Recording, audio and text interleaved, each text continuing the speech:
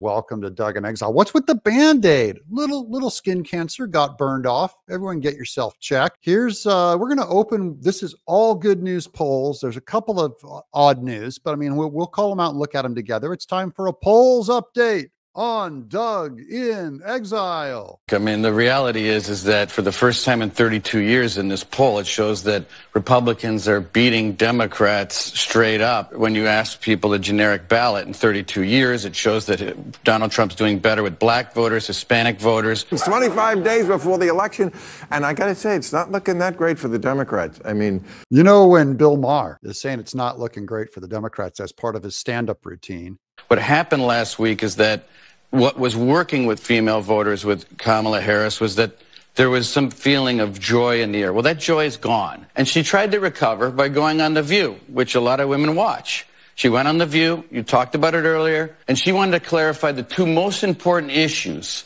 that are facing these two candidates, the economy and immigration. And she bombed, and she went out there and said there was nothing she would do that would be different than Joe Biden. She created a campaign commercial for Donald Trump. She's trying to recover. There is no joy in the air. And everybody knows it, and it's obvious that there is a leak in the balloon here in the Kamala Harris campaign. It's becoming acceptable knowledge and common knowledge now. Here's Eric Doherty over on X. Trump's lead keeps expanding nationally. Remember, early voting is now. Democrats need high enthusiasm throughout October to build up the firewall. If Trump has all the energy now, it increasingly becomes too late for Democrats. Boo-hoo. Here's a Kalshi poll. Donald Trump continues to extend his lead. Donald Trump, 53%. Kamala Harris, 47%. I mean, the bottom line is this. At this particular hour, if you believe the polling, Donald Trump's going to put up the best performance with black voters since Richard Nixon back in 1960. Not 68, since 1960. That's 64 years ago. this is not a good sign. You know, when you have an African-American candidate, you probably shouldn't be having to shore up your support among black men, but that's what's going on. Tim Walz is headlining a voter engagement event tonight with black men. Who better to connect with young black men than Tim Walz?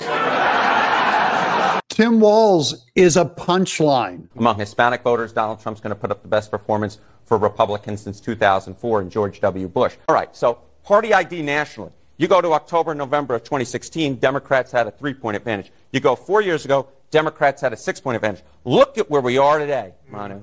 Republicans with a 1-point advantage. A very different picture. That's how bad it's going for the Democrats, guys. New 2024 election map based on latest poll averages. Trump has 312 of the electoral map. Harris has 226. He's up 1.2 in Michigan, up 1.1 in North Carolina. Georgia, Trump +1. Pennsylvania, Trump +1. Trump says absentee voting, early voting, and election day voting are all good options. Republicans must make a plan, register, and vote. Have you guys made a plan yet? Make your plans now. Put your pencils down. Time to make a call to your Republican office and get on it. Here's new election model projects Trump to win every battleground state.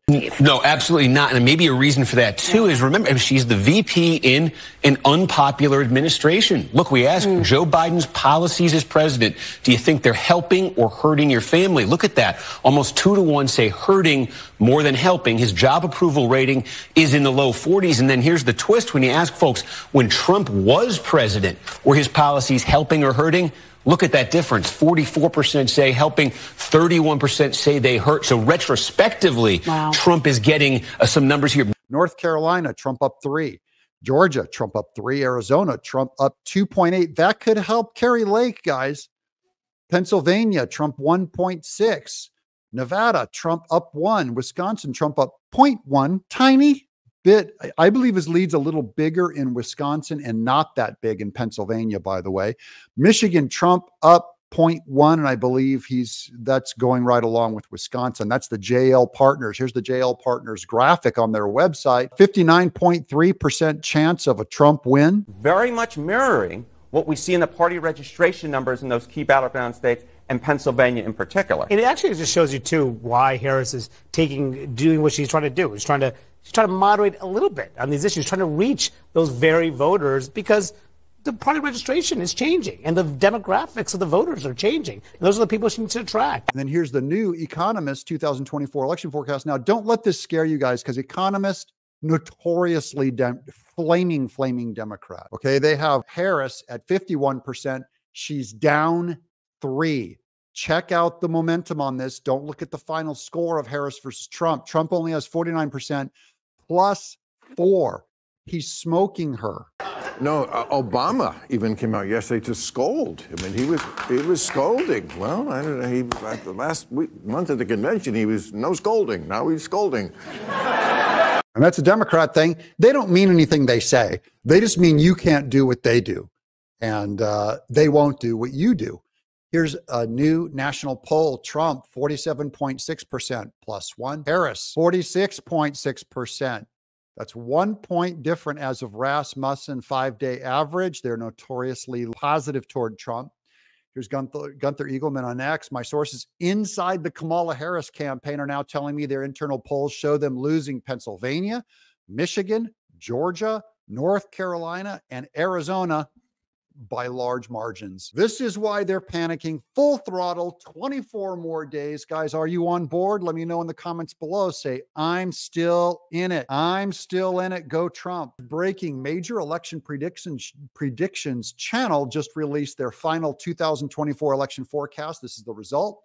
The channel election predictions official nailed 2020, by the way. They only missed one state, and that's Georgia. Battleground margins. North Carolina, Trump 1.3, Arizona, Trump 1. Georgia, Trump up 0.9. Wisconsin, Trump up 0.5. Pennsylvania, Trump 0.2. Nevada still has Harris up with 0.7. I believe Nevada is going to go for Trump, by the way. And Michigan, that might be tough for Harris, 1.1. There's the Electoral College map. That's 297. For Trump, he only needs 270 to win, so he has a little bit of pad there. Harris, 241. He was saying, you got to vote for Harris. But, of course, for some young, especially the younger black men, it's a tough choice. Harris is African-American, but Trump has a sneaker line.